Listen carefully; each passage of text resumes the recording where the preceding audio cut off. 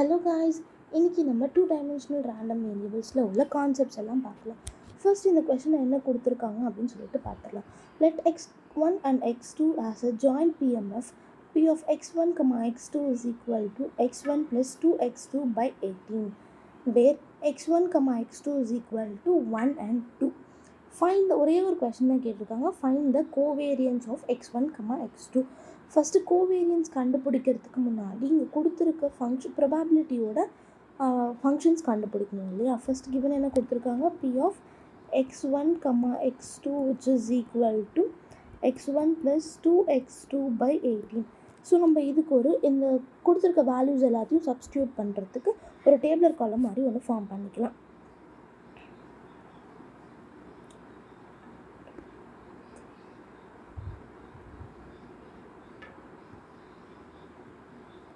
ஓகேவா, இப்போது இதில் இருந்து இந்த சைடு இருக்கிறது எல்லாமே x1 அண்ட் இந்த சைடு இருக்கிறது எல்லாமே x2. ஓகேவா, ஃபர்ஸ்ட் நெக்ஸ்ட் என்ன பண்ணணும், x1ஓட வேல்யூஸ் என்ன கொடுத்துருக்காங்க, 1 2 கொடுத்துருக்காங்க. x2ஓட வேல்யூஸுமே அதே தான் கொடுத்துருக்காங்க, 1 2. P of x is equal to xi அப்படின்னு சொல்லிட்டு ஒன்றும், இங்கே P of x is equal to xj அப்படின்னு சொல்லிட்டு ஒன்றும் நான் எடுத்துக்கிறேன். இப்போ ஒன்று நான் சப்ஸ்டியூட் பண்ணி பார்க்க போகிறேன்.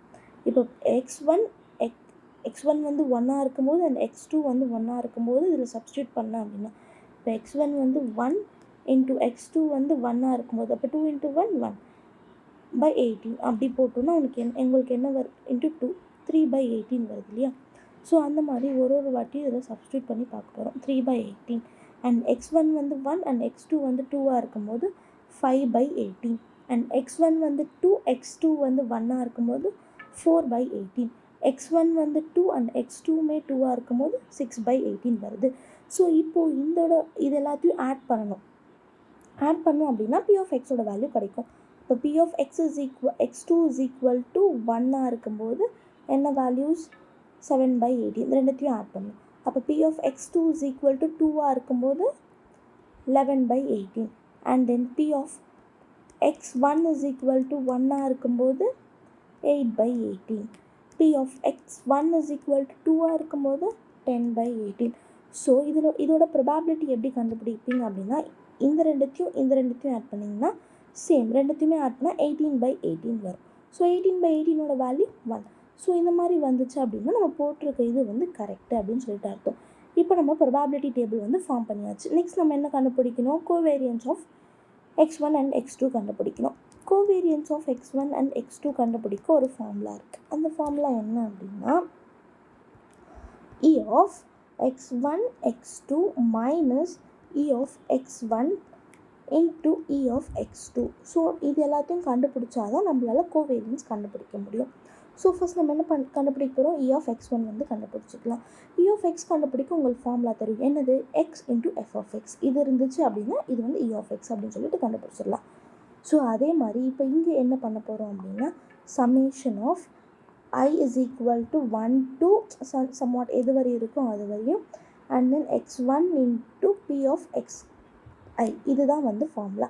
ஸோ இப்போ இந்த ஃபார்முலாவில் நம்ம கொஷனுக்கு ஏற்ற மாதிரி சேஞ்ச் பண்ணிக்கலாம். அப்போ summation of I is equal to 1லேருந்து இங்கே கொஷன் எது வரையும் இருக்குது, 2 வரையும் இருக்குது. So 2x1 into P of xi இதுதான் ஃபார்முலா. ஓகேவா, நெக்ஸ்ட் இப்போ ஃபஸ்ட் நான் என்ன பண்ணுறேன், எக்ஸுக்கு I கொடுக்குறேன் 1 into next P of x1. அப்போ P of x1ஓட value 8 by 18 into 8 by 18 plus நான் நெக்ஸ்ட் x1க்கு என்ன கொடுக்குறேன், 2 கொடுக்குறேன். 2 இன்ட்டு P of x2ஓட வேல்யூ 10 by 18. ஸோ இப்போ நான் இது பண்ணும்போது எனக்கு என்ன வருது அப்படின்னா, இது ரெண்டுத்தையும் ஆட் பண்ணேன் அப்படின்னா எனக்கு என்ன வருது, 28 by 18. அப்போது E of x1ஓட வேல்யூ நம்ம என்ன கண்டுபிடிச்சாச்சு. ஸோ இதே மாதிரி நான் என்ன பண்ண போகிறேன் அப்படின்னா, நெக்ஸ்ட்டு E of x2ஓட வேல்யூ கண்டுபிடிக்க போகிறேன். E of x2 same formula. அப்போ என்ன வரும், summation of I is equal to 1 to 2. But இங்கே என்ன வரும், x2 into P of xj. இங்கே xi வந்துச்சு, இங்கே xj வரப்போகுது, அவ்வளோதான் டிஃப்ரென்ஸ். ஓகேவா, சேம் அதே மாதிரி தான் நான் x1க்கு first 1 into P of x2 is equal to 1ஓட வேல்யூ 7 by 18. நெக்ஸ்ட்டு ப்ளஸ் நான் இங்கே 2 கொடுக்குறேன். x2க்கு 2 கொடுக்கும்போது P of x2. P of x2ஓட வேல்யூ 2 இன்ட்டு 11 by 18. ஸோ இது ரெண்டுத்தையும் நான் ஆட் பண்ணேன் அப்படின்னா எனக்கு என்ன கிடைக்குது, 29/18 கிடைக்குது.